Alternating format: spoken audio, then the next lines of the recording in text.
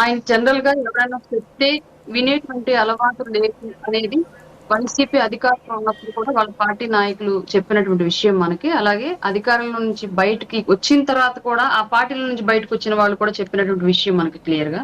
నా వాయిస్ వినిపిస్తోందా sir? Okay okay, carrier madam, వినిపిస్తుంది. ఇప్పటి వరకు కూడా జగన్మోహన్ రెడ్డి అనే వ్యక్తి తనకు తానే అహం బ్రహ్మస్మి అన్నట్లుగా వ్యవహరిస్తాడు అనేది ఒక నానుడు ఉంటే, ఇంకొక సైడ్ ఏంటి అంటే కేవలం ఆ సలహాదారులు చెప్పేది తప్ప మిగతా క్యాడర్ యొక్క ఆవేదన ఎలా ఉంది, గ్రౌండ్ రియాలిటీ ఎలా ఉంది అనేటువంటి తెలుసుకునే ప్రయత్నం చేయడు. ఇక్కడ నుంచి గ్రౌండ్ రియాలిటీ కూడా జగన్మోహన్ రెడ్డి గారి దాకా వెళ్ళనించే పరిస్థితుల్లో ఆ చుట్టూ ఉన్న వాళ్ళు ఉండరు. మొత్తం వాళ్ళ దగ్గరే ఆగిపోద్ది. వాళ్ళు ఏదైతే జగన్మోహన్ రెడ్డి గారికి కన్వే చేస్తారో అది మాత్రమే ఆయన వింటాడు అన్నట్లుగా ఇంకొక విధానం కూడా ఆ పార్టీ నుంచి మనకు వినిపించినటువంటి వాదన సార్.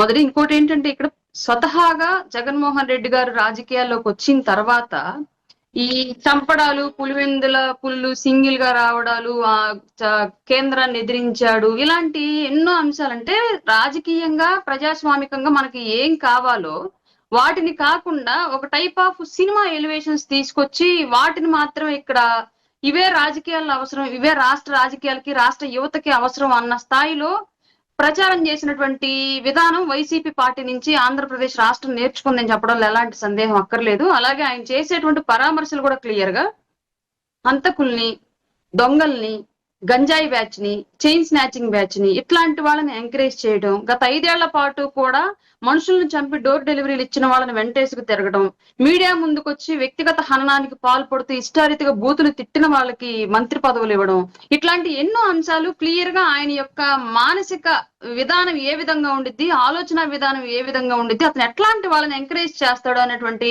అంశాలని క్లియర్ గా మనకు తెలియజెప్పినటువంటి విషయం సార్ అది. ఇప్పుడు ఇంకొక విషయం మీకు ఒక వీడియో చూపిస్తాను. ఇది ఈ వీడియో చూడండి. యువతని ఏ విధంగా ఆయన ప్రభావితం చేశాడు అని చెప్పడానికి ఇది ఒక just best example video sir ఇది. క్లియర్ గా ఒక కుర్రాడు 30 ఏళ్ళు కూడా ఉండవు, నాకు 30 ఏళ్ళు లోపే ఉంటాయి అతని వయసు. వైసీపీ జెండా ఒక చేతిలో, గొడ్డని ఒక చేతిలో పట్టుకొని వీళ్ళు వెన్నుపోటు దినోత్సవం అని చెప్పేసి వీళ్ళు పెట్టుకున్నటువంటి కార్యక్రమంలో గొడ్డలి అండ్ జెండా పట్టుకొని డాన్స్ చేస్తున్నాడు. అంటే ఇతను మానసిక స్థాయిని ఏ స్థాయికి దిగజార్చాడు జగన్మోహన్ రెడ్డి అనే వ్యక్తి. ఆయుధం పట్టాలి, అద్దం వచ్చిన వాళ్ళని చంపేయాలి, నరికేయాలి, ఈ కాన్సెప్ట్ లో మమ్మల్ని మా జోలికి వస్తే ఇదిగోండి గొడ్డలు మా చేతిలో ఉంది అని చెప్పేసి సమాజానికి ఒక సంకేతం ఇవ్వాలి అన్నటువంటి విధానంలోకి యువతను తీసుకెళ్లాడు. 30 ఏళ్ళున్న ఈ కుర్రోడు ఆఖరి మామూలు ఇప్పుడున్నటువంటి లైఫ్ స్పాన్ ప్రకారం ఒక 65 ఏళ్ళు బతుకుతాడు అనుకుంటే ఇంకొక 35 ఏళ్ల పాటు ఇతని మానసిక పరిపక్వత ఇదే స్థాయిలో నేర ప్రవృత్తి వైపు ఉండిద్ది. ఇతని వల్ల సమాజంలో ఎలాంటి పరిస్థితులు ఎప్పుడు ఏం జరుగుతాయో కూడా తెలియదు. ఇట్లా కోకొల్లలు ఉన్నాయి. పక్క చిన్నపిల్లడు ఎవరు మొన్న వాళ్ళ మహానాడు